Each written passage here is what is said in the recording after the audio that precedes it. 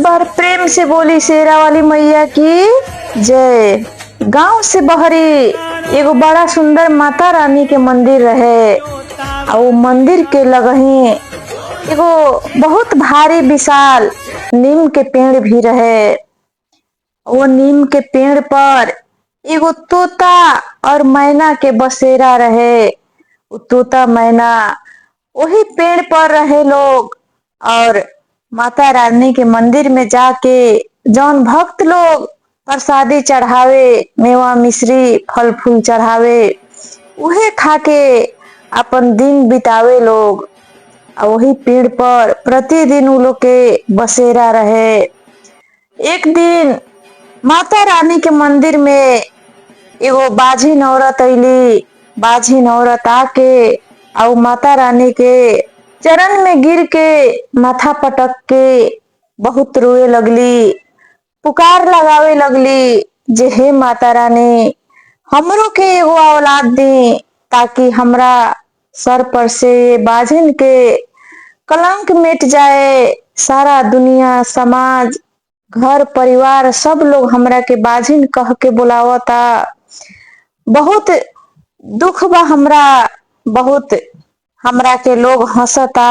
सब लोग सारा दुनिया हमर मुंह देखे के भी ना चाहेला।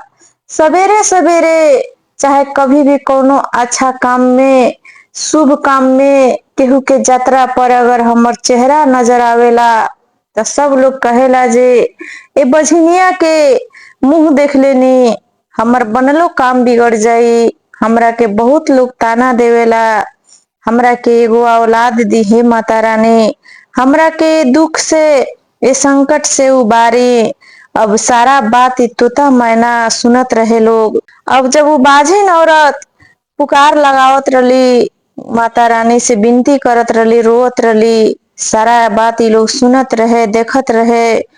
अब जब वो औरत चल गईली तब तोता मैना दोनों आदमी आपस में बात करता लोग जे औरत के बड़ा दुख बा, बड़ा कष्ट बा। लोग एकरा के बहुत ताना देता, काहे ना हमनियों के माता रानी से विनती कइल जाओ, भक्ति कइल जाओ जी माता रानी बाझिन के गोद भर दी। बाझिन के एगो बेटा चाहे बेटी कोनो औलाद बाझिन के दे दी जे एकरा के दुनिया समाज के लोग जिए देओ। अब वो दिन से प्रतिदिन तोता मैना दोनों आदमी माता रानी के मंदिर में जाके भक्ति करे लागल लोग, माथा पटके लागल लोग। वैसे ही करत करत 2-4 महीना बीत गई, लेकिन फिर भी वो बाझिन के गोद ना भरल। वो बाझिन औरत भी प्रतिदिन मंदिर में आवस, हर एक साल नवरात्रि के व्रत करस, पूजा पाठ करस, सब चीज करस, लेकिन उनका भाग में औलाद के सुख ना लिखा रहे। अब 3-4 महीना जब बीतल तो तोता मैना उनकर दुख देख के लागल लोग माता रानी के चौकठ पर जाके अपन माथा पटके इतना भक्ति करे लागल लोग, इतना बेसुमार भक्ति कई लोग जे वो लोग के भक्ति से माता रानी प्रसन्न होके वहां एगो बुढ़िया माई के रूप में आईनी।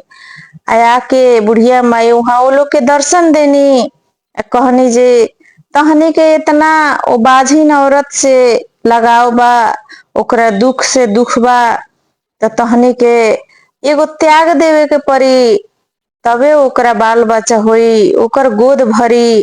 अब तोता मैना ये बात सुन के बड़ा खुश भइल लोग। कहल लोग जे हमनी के कौन त्याग देवे के पड़ी, का करे के पड़ी वो औरत खातिर, हमनी के जौन करे के पड़ी उ करेम सन।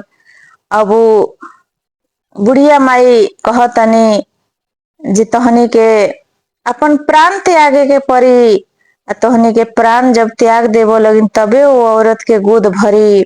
तोता मैना दोनों आदमी सुन के कहल लोग जे कौनो बात नहीं है, अगर हमनी के प्राण त्यागला में वो औरत के गोद भर जाता तो ये से बड़का खुशी के बात का बा।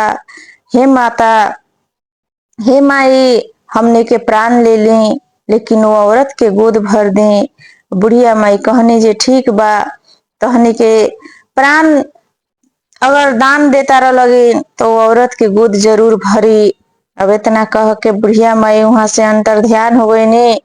इन्हें तोता मैना दोनों आदमी के प्राण निकल गई। ये लोग के इन्हें प्राण निकलल। उन्हें वो बाझिन औरत के गर्भ रहे लागल। अब बाझिन औरत बेचारी बहुत खुश भइली उ बात जान के सुन के। उनकर घर परिवार सास ससुर सब लोग खुश भइल। 9 महीना बीतल तो बड़ा सुंदर उनकरा एगो बेटा एगो बेटी भइल लोग। बेटा बेटी बड़ा सुंदर रहे। पूरा गांव नगर में टोला मोहल्ला में उत्सव के माहौल हो गईल। सारा लोग खुश हो गईल जे बेचारी के भगवान सुन लेहले, माता रानी सुन लेली जे कितना सुंदर एगो बेटा एगो बेटी भइल बा। लेकिन कहल जाला नु दीदी जे केहू के खुशी से हर कोई खुश ना होखेला। वही में उनके घर में उनकर एगो जेठानी रली जौन बड़ा चंडाल रली, बड़ा दुष्ट रली। उ बात सुन के उनकरा थोड़ा भी खुशी ना रहे। जब से उ बच्चा रहल लोग तबे से उनकरा दुख हो गईल। उनकर मन हमेशा भारी रहे। लगली सोचे जे आज एकरा बाल बच्चा ना होइत ना रहल तो सारा प्यार दुलार हमरा बेटा बेटी के मिलत रहल। एकरा यदि बाल बच्चा हो गईल तो हमरा बाल बच्चा के प्यार दुलार कम हो जाई। सारा हक हिस्सा में बंटवारा लग जाई। एकरा बाल बच्चा ना होइत तो सारा हमरे बेटा बेटी के होइत। उस सोच के बड़ा दुखित रहस। तनको खुशी ना रहे उनकरा। लेकिन धीरे धीरे दोनों लड़का बढ़े लागल लोग। अब 2 साल के उ लड़का जब हो गई लोग तले नवरात्रि के दिन आइल। फेरू नवरात्रि के दिन आइल। अब सोचली जे बेचारी हर एक साल नवरात्रि माता के व्रत राखस, पूजा पाठ करे, मंदिर जास। अब सोचली जे काई छोट छोट बच्चा लोग के हम मंदिर में लेके साथे साथे कहीं जाई या आई। कहली जे दीदी अपना जेठानी से जाके कहली जे दीदी हम जाता ने मंदिर माता रानी के पूजा करे, व्रत बा हमर, रउआ तनी बउआ बबी के देखत रहे। कहली जेठानी जे ठीक बा तू जा हम देखत रहे मेलो के। अब जब देवरानी चल गईली तो खुश हो गईली। सोचली जे ई हमेशा ओ लइका सन के मारे के बारे में सोचस, ओकनी के रास्ता से हटावे के बारे में सोचस जे एकनी के कैसे खपा दी कहीं ई मर जासन और आ जासन। जे हमरा बाल बच्चा सन के सारा लोग प्यार दुलार देवो। अब जब चल गईली अभी खुश होके लइका सन के राख लेली। मतारी ओने मंदिर में चल गईली। अभी का कैली जे खीर बनैली आ खीर में जहर डाल के वो दोनों लइका लोग के खिया देली। दोनों लइका लोग के खिया के आ कहली जे बाबू तहनी के जाके सुत लगिन तले तोहर मम्मी आवत तारी तले हम कुछ घर के काम धंधा बा जौन हम निपटा ली। अब वो दोनों लइका छोट छोट लइका 2-3 साल के रहले रहे लोग जाके बेचारा बिछौना पर सुत गई लोग। अब यानी मतारी मंदिर से पूजा करके आई तो कहली जे दीदी कहाँ बाड़ा सन लइका। अब कह तारी जेठानी उनकर जे तोहर दोनों लइका सुतल बाड़ा सन। अब जाके देख तारी तो दोनों लइका के मुंह में से झाग निकलता। दोनों लइका बिछौना पर सुतल बाड़ा सन, छटपटा तारा सन, झाग निकलता मुंह में से। अब तो मतारी देख के लगली छटपटाए, लगली रोए चिल्लाए सब लोग के जे दीदी का भइल हमरा लइका सन के। ई दोनों लइकन का खा ले सन की का काट लेलक। दोनों लइकन के मुंह में से झाग निकलता। कितनो चिल्लातारी लोग आवता एथी होता तले दोनों लइका के प्राण निकल गईल। दोनों लइका प्राण त्याग देलक लोग। अब तो मतारी के कहीं कुछ न लौके, पूरा धरती आसमान एक कर देली, चिलास रोस लेकिन कुछ न भइल। दोनों लइका मर गई लोग। अब कुछ लोगों मतारी के घिंचलक, कुछ लोगों लइका के लेके दोनों लइका के जाए लागल अंतिम संस्कार करे। मतारी जाए ना देश लेकिन घर में लोग घेर के और लइकन के लेके जाए लागल। अब जाए लागल लोग तले रास्ता में अब लोग लेके जाए लागल। इन्हें मतारी घर में से केहू में भागत परात माता रानी के मंदिर में जाके लगली रोए, लगली चिल्लाए। माता रानी से शिकायत भी करस जे हे माता रानी जब रउआ लेही के रल छिनही के रल तो हमरा के काहे देनी हो। हमर गोद फिर से सुना कर देनी फिर से उजाड़ देनी। बहुत रोअस बहुत विनती करस, शिकायत भी करस माता रानी से। अब एने लोग लेके जात रहे दोनों लड़का लोग के तले रास्ता में। फिर से उहे बुढ़िया माई बन के आ लोग से कहतानी जे ई तहनी के कहाँ लेके जाता लगी, ई का भइल बा लइकन के।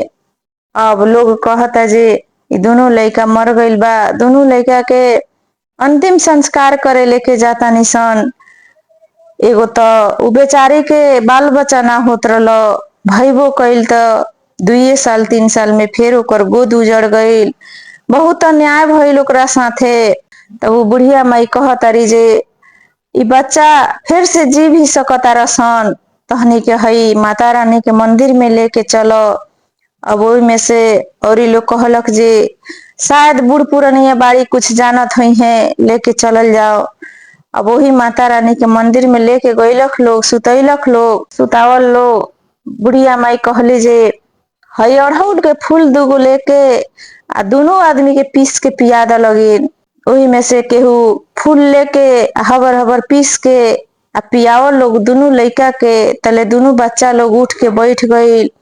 सारा लोग बड़ा खुश भइल। फिर से लोग सारा वहाँ खुशी से एकदम मिथी हो गइल जे भगवान एकर फिर से सुन लेहनी, भगवान के भक्त हिय, माता रानी के भक्त हिय। अब उन्हें मातारी बेहोश रही मंदिरे में। एक ओरी जाके लोग कहल जे बाबू जाके अपना माई के जगाव लगिन, तहनी के जइब लगिन ते तहनी के आवाज सुनते माई उठ के बैठ जाइ हैं। अब लड़का लोग जाके जैसे कहता माँ, एके बेर जैसे बच्चा लोग माँ कहता, माँ कह के पुकारता, तले कितना देर से बेहोश पड़ रही, उठ के बैठ गईली।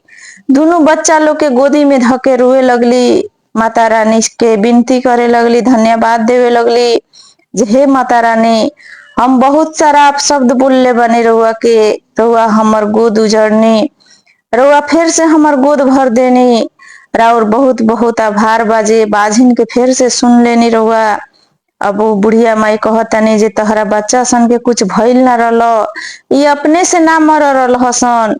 तहर जौन जेठानी बाड़ी उहे एकनी के खीर में जहर खिया के मोइले रही है, वही से एकनी के प्राण त्याग दिले रहल हसन। अब इतना बात सुन के लोग गांव नगर के लोग बहुत गुस्सा भइल, बहुत क्रोधित भइल। उनकरा जेठानी के वही मंदिर में लियावल, जाके घर से घिसियावते ले आए लोग। लोग कहे लागल, घर परिवार के सब लोग कहे लागल जे एकरा के जिंदे आग दहरा दसन, बहुत दुष्ट बिया, नालायक बिया, जौन एगो माई के गोद उजाड़े के कोशिश कैलक। ऐसन पापी धरती पर कोई नहीं खे, एकरा के जिंदा छोड़ल बहुत पाप बा। ऐसन पापिन के कैसहू क के खपा देवे के पड़ल। लेकिन वो देवरानी जौन रली, वो बच्चा सन के माई सारा लोग के रोक के हटा के कहली जे केहू कुछ मत करो, हमर औलाद फिर से लौट गईल, हमर गोद फिर से भर गईल। हम रउआ के हैं इनकरा के सजा देवे वाला, सजा देवान ऊपर वाला बैठल बनी, माता रानी बैठल बनी। भगवान के घर में देर होखेला अंधेर ना होखेला, इससे हमनी के सजा देवल कोनो जरूरी नहीं खे। अब इतना बात जेठानी सुन के दियादिन के गोड़ पकड़ लेली, देवरानी के गोड़ पकड़ के माफी मांगे लगली, उनकरा से कहे लगली जे हमरा के एक बेर माफ कर दो, हम बहुत बड़ा चंडाल बानी, पापिन बानी। एगो माई हो के माई के दुख ना समझनी, दर्द ना समझनी, तहरा बच्चा सन के मारे के कोशिश कैनी, मार ही देले रहनी जान से। लेकिन भगवान के भक्त बाड़ू, माता रानी के भक्त बाड़ू जे आज तोहर गोद फिर से भर गईल, लेकिन हमरा के एक बार माफ कर दो, आज से कभी भी जीवन में ऐसा गलती ना हो। उनकर देवरानी जौन रली बहुत बड़ा भक्त रली, बहुत अच्छा इंसान रली, संस्कारी रली। कहली जे दीदी हम कौन है माफ करे वाला, माफ करे वाला तो ऊपर भगवान बैठल बनी, माता रानी बैठल बनी, ऐसे ना हम केहू है माफ करे वाला, ना हम केहू है सजा देवे वाला, जौन भी करेनी वो भगवान करेनी, हम तरुआ के माफ करे वाला कुछ ना है। बुढ़िया माई उनकरा से कहनी जे ई तोहर दोनों बेटा बेटी जौन बालो इ मंदिर में एगो तोता मैना जौन रहल लोग उहे तोता और मैना तहर बेटा बेटी ह लोग। उ तोता मैना अपन प्राण त्याग के आ तहरा के तहर गोद भरल लोग। इतना बात सुन के उ औरत बहुत ज्यादा भावुक हो गईली और सोचे लगली जे इ तो इंसान से अच्छा पशुए पक्षी बा। जा जे एगो पशु पक्षी हमर गोद भर देलक, हमरा चलते अपन प्राण त्याग देलक, लेकिन इंसान बा जे केहू के गोद उजारे के कोशिश करता, केहू के धन संपत्ति हड़पे के कोशिश करता। अपना भाग नसीब से अगर नइखे कुछ होत त दूसरा के भाग नसीब छीने के कोशिश करता। लेकिन ऐसन कभी भी कौनो इंसान के ना सोचे के चाही।